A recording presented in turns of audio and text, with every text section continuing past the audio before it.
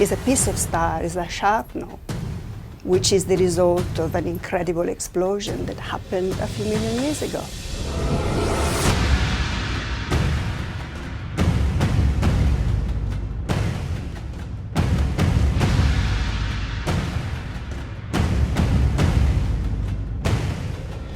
In one theory, we see two white dwarfs that rotate around each other, and then they slowly spiral in, and eventually they merge, and then they explode.